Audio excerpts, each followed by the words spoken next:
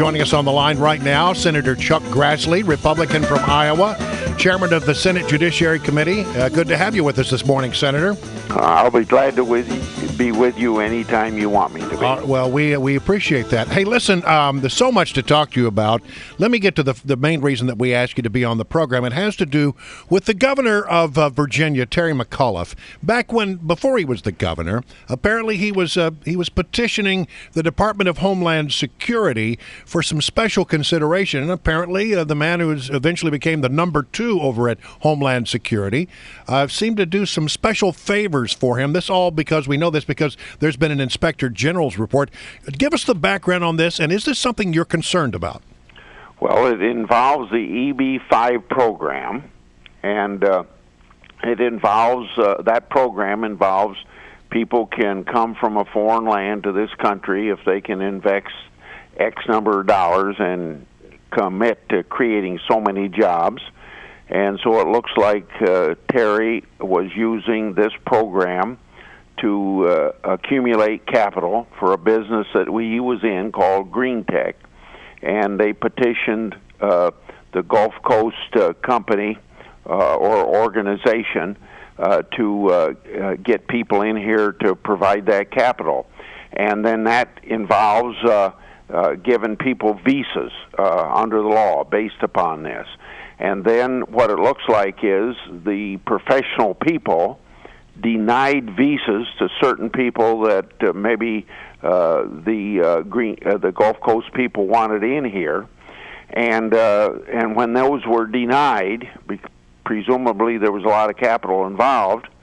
Then McAuliffe got a hold of then Secretary of Homeland Security Napolitano, to ask her to look into the denial. She turned that over to Mayorkas, and Mayorkas did look into it, and these people were approved to get the visas.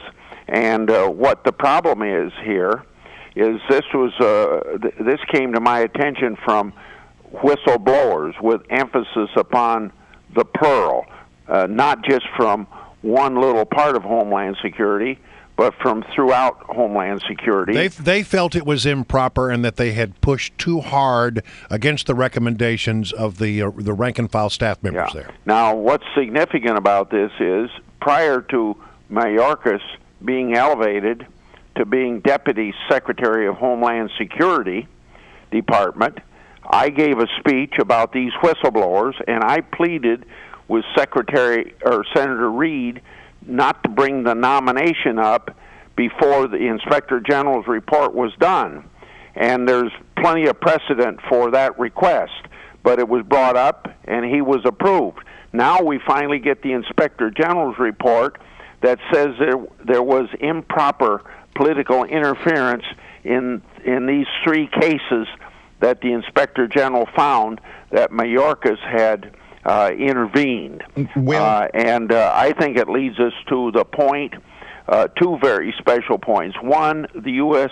immigration system ought to be governed by equal application of the law, not by who has the best political connections to the director of the agency.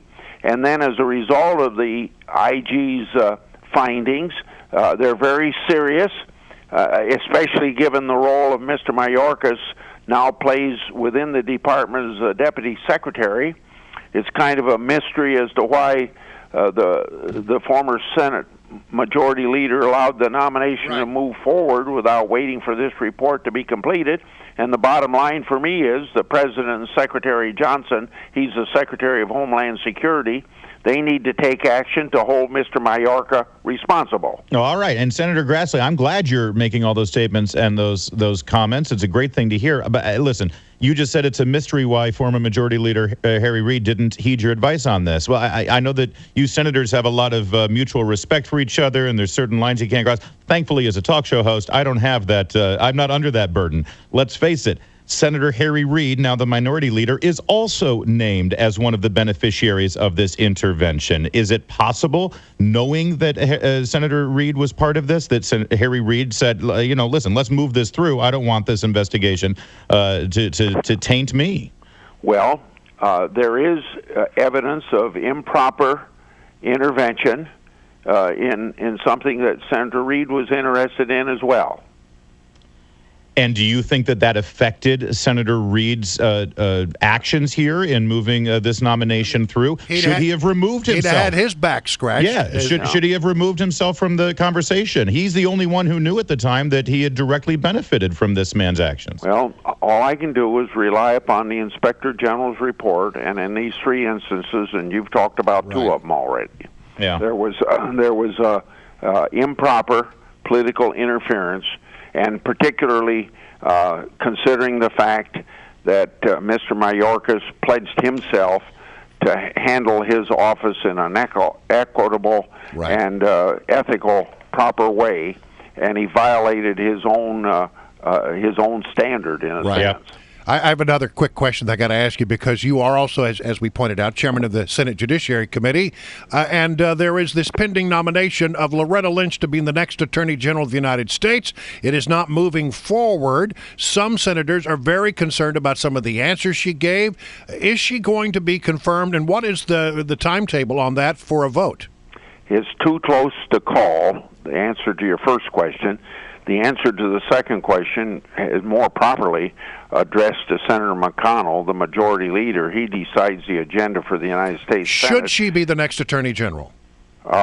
It's too close to call. No, but should she be? In your opinion? Well, I voted against her. You did? Yeah.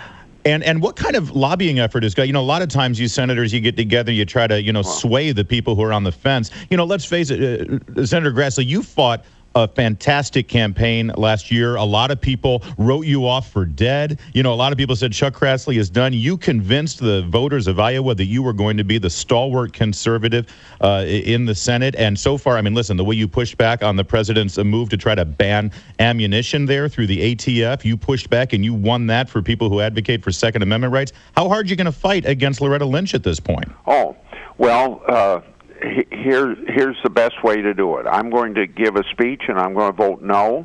And the votes are, I'm going to try to influence as many people as I can, not based upon her lack of qualifications, because I don't question her qualifications to be Attorney General. Now, that may sound funny when I say I'm voting against her, but I'm looking at the entire Department of Justice for 6 years under Bill Holder. It's become very politicized. I'm looking for an Attorney General that can depoliticize the Attorney General office, work for all the American people, not be a Republican or not be a Democrat or an independent Attorney General, but an Attorney General for all the people of this country. I got just about 30 seconds left. Quick question. It has to do with the Bo Bergdahl matter. As you know, desertion charges have been filed. We gave up 5 Taliban people for this guy who was, it turns out, apparently, in the opinion of many in the Army, a deserter. Was it the right thing to do? Listen, why did it take now 6 months to decide what to do to bring these charges? Was it right to trade 5 for 1? I think the answer is no, because 40% of those 5 will be back fighting against the United States in the process. But this relates directly to the previous question you asked me about the Justice Department.